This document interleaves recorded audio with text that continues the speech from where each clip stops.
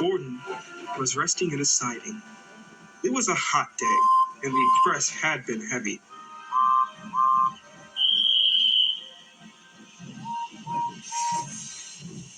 I get so out of breath, he complained, but nobody cares. Just say I'll be all right after a rest. Get the Fat Controller to give you tanks in a bunker, suggested Thomas cheekily.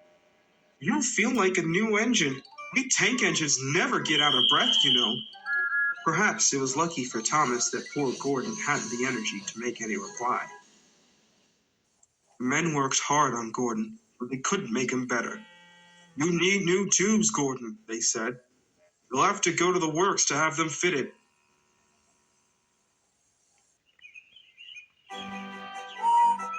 While Gordon was being mended, Henry pulled the express.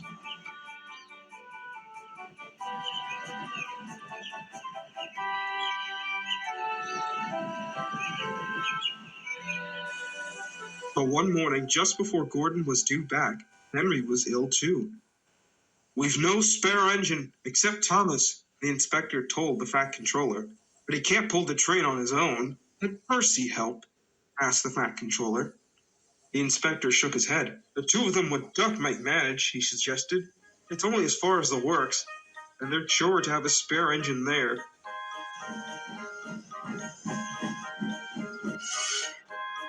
So the three tank engines were coupled together. Thomas nearest the train, Duck in the middle, and Percy at the front. Then, slowly, they started. Come on, hissed Percy importantly. We're doing it, with Duck. Pull harder, rumbled Thomas to the others. The heavy train drew out of the platform. The engines couldn't go as fast as Gordon, but the passengers didn't mind. They knew that Thomas, Percy, and Duck were doing their best. Expresses are not like branch line trains. They don't stop at all the little stations, and the engines don't have a chance to get their breath back.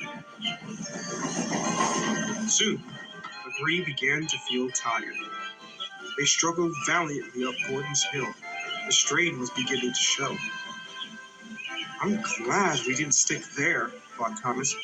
Gordon would have never let me hear the last of it. The hill proved too much for Percy.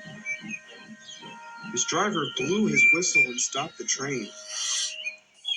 We can't take you off, Percy, said Thomas's driver. Do your best so we can keep your brakes off. It's not far. This made things harder for the other two, but they struggled on gamely. Wind columns of steam shooting high into the air. We're nearly there, puffed Thomas and Duck together as they summoned a last brave effort.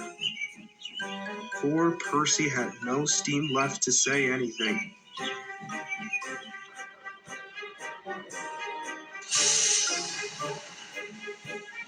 They were just passing the works when Duck found he could go no further. Thomas could not pull the heavy train on his own, and the cavalcade came to a standstill, a few yards short of the station platform.